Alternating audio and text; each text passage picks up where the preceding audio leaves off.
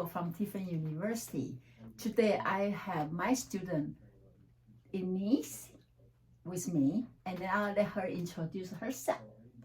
Hi, my name is Ines. I was born in Angola, which is a country in Southeast Africa. Oh. And I used to live in Portugal for 6 years before I moved here to Tiffin. Oh, so you speak several languages. Angola was colonized by the Portuguese, so I speak Portuguese. Yeah. That's what I speak. But I also speak English, obviously. Yeah. I speak a little bit of French, a little bit of Spanish, a little bit of Arabic, a little bit of German. Wow. Wow. A little bit for everything. So she's a multilingual. And now you live in America, mainly use it for English. Yes. You have been here for 1.5 years. Yes. But do you see yourself different before and after? I think I value my home more now.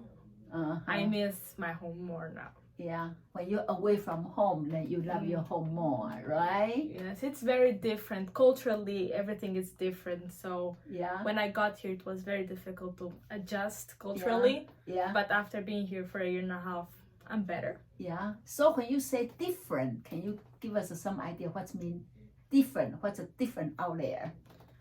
People are different. People are different. Yes. Languages are different. Yes. Yeah. The way people talk, people here are way more direct. Oh. And where I'm come from, people sugarcoat a lot. Oh, really? Yeah. So. Wow. So, for example, today I'm late for our meeting. So, if you are in your country more sugar-coated, what are you going to respond to? Well, I don't really sugarcoat things. That's why people back home say that I'm mean and rude. Oh, okay. Because I don't sugarcoat. If you do their way. You know, today when I walked back, she said, you are 15 minutes late. Of course, a little bit joking, but it's kind of straight, right? Yes. So if we say, okay, if they are sugar-coated, what I say? Yeah, we would joke. We would be like, oh, if you didn't want to meet me, you could have just said so. You didn't have to make me wait. Like we would like joke, but like letting you know that I didn't care. Like That's interesting, right? But you say you are different from. You are not that way. I'm not. Is that part of your personality? I think it's a part of my personality because I don't know the way I grew up. Yeah. My mom was way too nice. Oh, okay. And I did not like that. Okay. So I became the opposite of it. Okay. Because I used to see my mom take advantage. A lot. Okay. So since very young, I was like, I'm not gonna be taken advantage of. So I'm gonna set my boundaries and I'm gonna say no and I'm gonna be very straightforward. Yes. So actually now you're in America, you back to your home. Do you feel you're more matched with people here? The personality wise? It depends. When it are Americans in here, they are nice. Yeah. But other internationals sometimes can be very rude. Oh, really? So I think it depends on their nationality as well. Okay. And people from different culture here. Yes. So the place you work, right, with a lot of international students and everybody will be kind of different. I think in general, Asians are more reserved, more shy, more into themselves. They don't really like sharing. Okay. They choose who to talk, while us Africans, we are very open and we talk to everyone and we're just friends with everyone, so it's very different. Interesting. So how do you guys get along? You guys get along or not get along? I force myself to get along into people's lives. Yeah. I force them to be my friends. Wow. So you find yourself change? Well, a little bit. Right. Of course, we have never able to do a change personality, completely, but sometimes we just adjust. I did adjust because this is my first time living with someone that's not from my family. Because I have housemates. Yeah. Which I never shared a living space with anyone that wasn't my family. So I had to learn how to deal with a lot of conflicts inside the house. Wow. So actually do you think that's a good challenge? I think it is. Right. I think it prepares us a lot, even outside when you go to work. Yeah. You have a little bit more of preconceived idea of what to expect and resolving conflicts. Yeah. Interesting. So what other thing about your culture you think we should know? We have good food. You have good food. We have good music. Yeah. We have good people. Yeah. About the weather? Very warm weather. Very warm weather. Yes. Yeah. We have summer basically all year long. Yeah. So when I got here, but it's cold. I never lived in a country that has snow before. Yeah. Of course I saw snow before because I was in Europe. Yeah. But living in a country, in the snow, you have to so walk bad. into snow. It's so bad. Yeah. It's So how did you it. survive last year? Last year you got snow, right? I was living on campus last year. Yeah. So we had a help from the university. Yeah. So it was good. That's okay. But I think if I had lived by myself, like in the first year, I would have died. Yeah. Because it was terrible. You don't know how to handle that. It was too cold, too much snow. I hate it. I want to go back to Africa. No wonder you say now I love my home more. I have you 2 years. And then so last time is the first semester last year, and then now is the second semester, it's almost over. One thing you are different, you tell. I should know. You told me that I changed a lot because in the first semester I was very talkative and right now I'm very quiet, which is first semester I was very myself. Yeah. Throughout this whole year, I was betrayed a lot by a lot of friends. Okay. I went through a lot of heartbreaks, like relationship-wise, love-wise. Okay. So I suffered a lot this year. Yeah. I can tell. So in the class, she's more quiet. I'm kind of keep saying, "Where are you?" But good thing when we have small group session, I can see her back. So it's okay. We all go through different process, and we can decide how much you want to be put out there, how much you want to take back. That's the lesson I learned this year, which was not to show myself completely or not to invest so much in something that might not work out. Oh. So no. Interesting. So okay, so then we also she is in my counseling class right now, and then we talk about a lot of theories. So that'll be very interesting to see during all your adjustment or your learning, what theory or what exercise we do in the class you find it's helpful or you find it's interesting, and why? I think it depends on the issue that we're dealing. Yeah. But for me, role-playing one I think was the best one, because I think a lot of times we want to say something or confront someone and we don't have that opportunity. So role-playing would allow us to externalize the problem, just talk to the person without actually talking to the person. So that also can offer closure as well. So are you talking about when we do the empty chair, the exercise? Or when we had group counseling when there was another person, so the other person would pretend to be my mom or whatever. Yeah. Usually when I have issues with school, I used to go to my dad and force him to help me study for exams and everything. So every time I have an issue that I think I can't solve or I'm struggling with classes, whatever, instead of calling him, now I just pretend that he's there in my room. And how you say, okay, so chair your father, and then what you tell your father? I would tell him like, Dad, help me please, I don't know what I'm doing. Okay. I'm struggling, I don't know, should I study more, should I just, I don't know, give up? And so then, tell me. And then now think, you reverse to your father's role, and then how he tell you. Yes. My dad would tell me, just relax. Yeah. You got this. You've been through this before. And you got it at the end. So you're just stressing yourself over nothing. Yeah. Just study a little bit. Yeah. Take some breaks. Yeah. Then study again. Yeah. You got this. Yeah. So, And then how many switch take you to feel like, okay, now I can calm down now? usually just one is enough. Just one. Because my dad, because I hear it so often. I used to hear it so often from my You dad. pretty much know what he's going to tell you. Yes, I already know what he's gonna tell. That's why I don't even call him anymore. I'm like, You don't need to call. I don't need to call him. Save some time. Just talk to the chair. I just need to talk to the chair and it's done.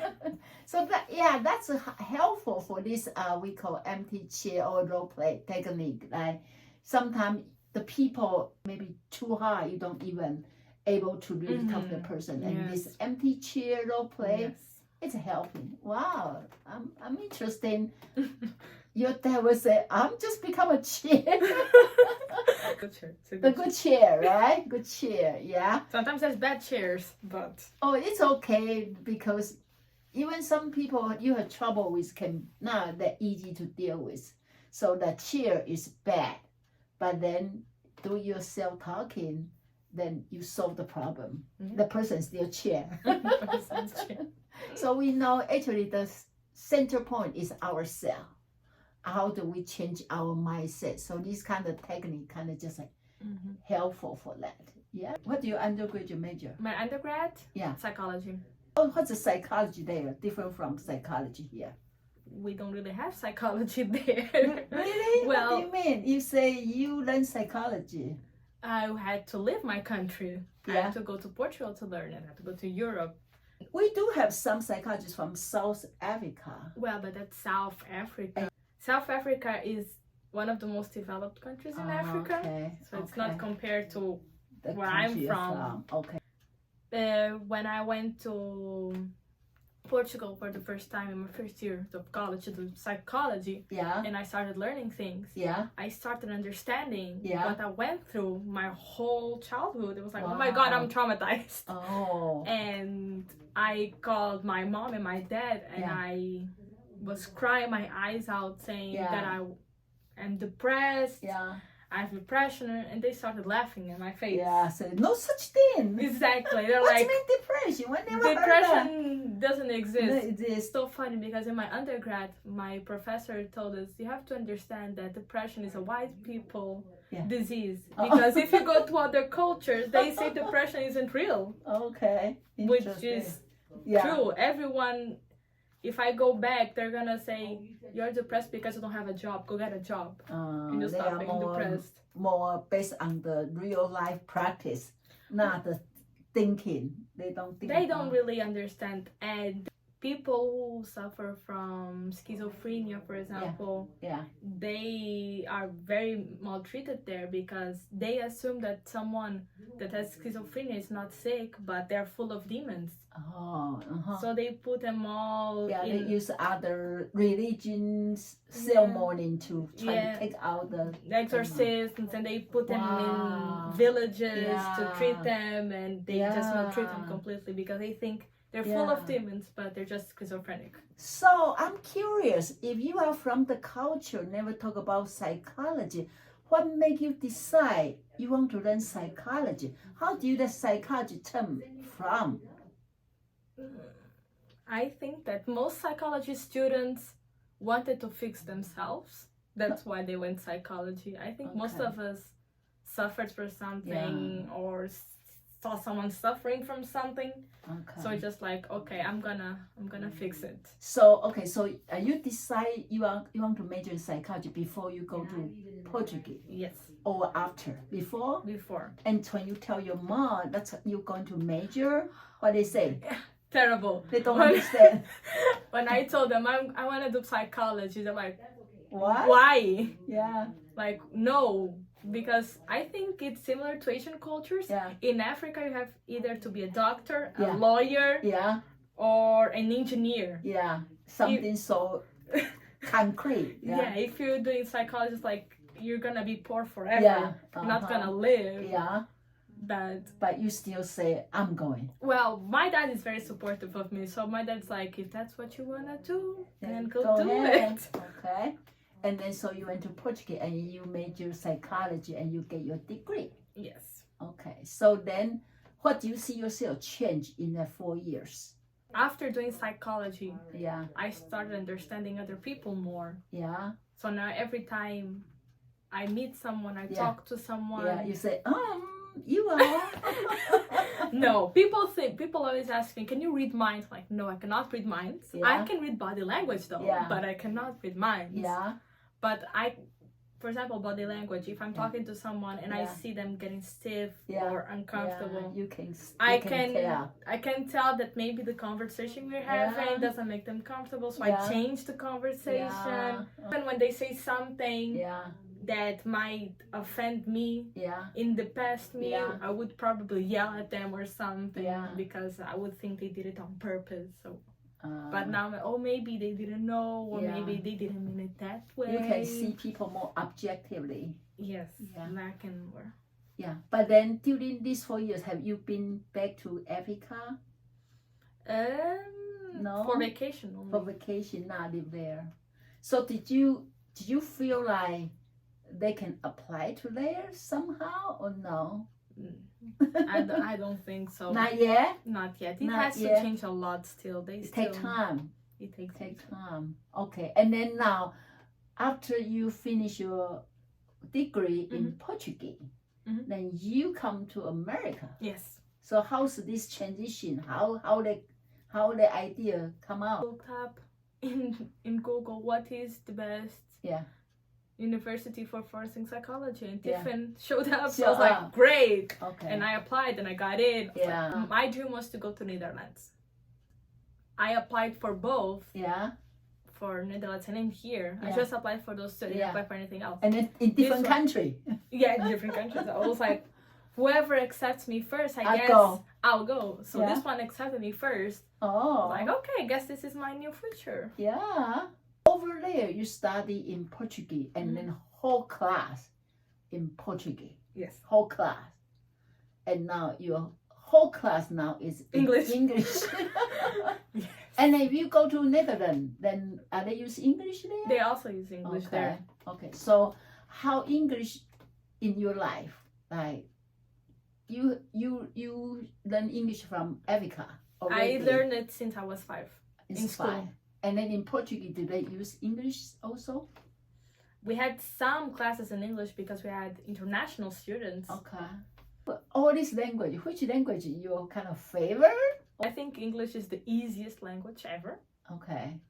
I think German is the most difficult one. Okay. Of course, I would rather speak in Portuguese because it's my own language. Yeah. But... Yeah. When you are dreaming, yes. What language you are dreaming? Sometimes it's so weird because sometimes I will dream in English. And depending on the language I'm learning at the moment, I will dream of that language. So now I'm doing Duolingo in Arabic. Yeah. So I've been starting dreaming in Arabic, which is so weird. Yeah, okay. Because so maybe it depends on the story you dream about and the language you will relate to that part. At the moment. I think now I'm dreaming way more in English because every day I speak English. Yeah. Our brains is just amazing.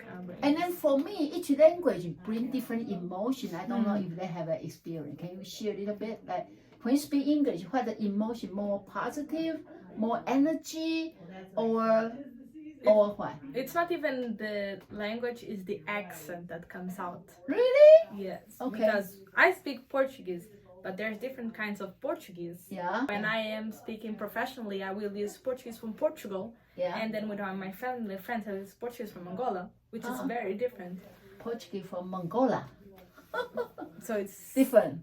So when I'm speaking in English, if I'm speaking to you, I'm gonna try to speak with my clearest English ever. Yeah. But if I'm talking to my friends, my African accent is gonna come out, and I'm just gonna be very different. I'm gonna sound very different. Oh, so when you are relaxed, your English is different from when you are in the more professional setting. So I actually right now I feel with multi-language ability, actually it's an advantage, right? It is. Because you can understand so many people. Yeah.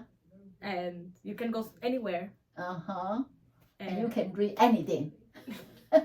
Great. Right? You can write all different language. You can watch different movie. You don't need a subtitle. You just understand. What I like to do is to teach. Huh? I like to teach people their languages as well. Oh, can you teach us a little bit? Of what? Of Portuguese? Yeah. with different language. Maybe we just use how are you, that easy term. How do you say how are you in Portuguese? Portuguese? Como estás? Como estás? Estás. Como estás? That's called how are you? Yeah. Okay. Hi, como estás? Okay. How about the Italian would be como estai, which is very como estai. Como estai. Because they're all from Latin, so they're all very similar. Okay. In Spanish, it's the same, como estás. Okay. And then you also know French could be ça va bien. Okay. So it's just, I think that if you understand how they are written, like they're constructed, you can understand multiple languages. Yeah. So with this many talent, what do you think something you can best use your talent? Because honestly, I just wanted to help people when I decided to do psychology. So okay. So whatever I don't have any. Everyone keeps asking me, where do you want to live? I'm like, I don't care. Okay. So you can even go anywhere. I can go anywhere. Yeah. I am from everywhere. Yeah, you are from everywhere, so you can go. So everywhere. I can go anywhere. I can. That's a very good attitude. It is. Just like when you apply for school, Canada, they are in different country. Whoever take me first, I'm just going. A lot of people are scared of doing things because they're scared of getting out of their comfort zone. Yeah. I am the opposite. What makes you so brave? Is that just part of your personality or your parents trained you? It also depends on personality because my sister, we were raised by the same people, but my sister is completely different. Very conservative? Very. She doesn't like leaving the house. You are the oldest child? I'm middle. Oh, you are middle. Okay. Yeah, sometimes middle child can be very brave. Well, they have to. They don't care about us, so we just have to make our own way. Just go. Just live. What made you like forensic? I had a class once with was forensic psychology, which I loved. Yeah. So now you are here for graduate school, and after you almost done for your program, do you believe forensic psychology is still a good choice for you? Yes, definitely. Like what? Why? I still find the things that we talk about still interesting. Yeah. And it's so funny when I talk about sensitive subjects with my friends, like rape or drugs or murder. Yeah. They're like, oh my God, that's terrible. I'm like, no, that's interesting. Because you want to study human's mind. And so for those people, they violent law. Why do they do this? Yeah. And also, I don't want to do the offenders. I want to do the victims. I want to help the victims. Okay. And part of helping the victims is understanding the offenders. Yeah. So. Wow. I think people will be lucky no matter where place, they were all lucky to have you. With you such bilingual, bicultural, and then I think the very good attitude is you say I'm from everywhere, so I can go anywhere. Yeah. So for people out there, they maybe not as brave as you. Give them some encouragement. It's difficult for everyone to get out of our comfort zone, but I think that at the end it's worth it because I left my country. Not once, twice, 3 times because I also lived in Germany for a while, so I left my country 3 times. 3 times. And completely different culture, different language, different people, different everything. But it was worth it because I wanted to learn so much and I got it. I did learn. And if I had stayed in my comfort zone back in Portugal, I wouldn't be like you today. I wouldn't have the knowledge that I have today. I wouldn't be the person I am today. Yeah. The comfort zone, it's good for a while, but like the mama bird has to push the baby out of the nest. Yeah. We have to push ourselves out of the nest as well. Because like no one that stays in the comfort zone can fully evolve. Exactly. Wow. Grow. You have to challenge yourself every single time so you can see how much you can grow. Wow. So now, everybody, today you are from Ines' life experience. We learn it's okay to walk out your comfort zone. Yes. And it's good to open your eye to very different culture. Yes. And you will be, I really like you said, if you don't try that, how do you know how much you can grow, right? Yes. Wow, thank you so much for sharing with us. Yeah, so For having me. yeah, let's clap. Thank you for having me this entire year. Wow. I really appreciate your class. You were very helpful throughout. So thank you very much. Wow, I think people meet for a reason. I And know so. you jump out 3 countries, and I jump out 1 country, and then we meet here. Wow, so It was meant to be. yeah, wow, it's meant to be, right? Okay, thank you everybody. Let's end our interview. Bye bye. 1, 2, 3.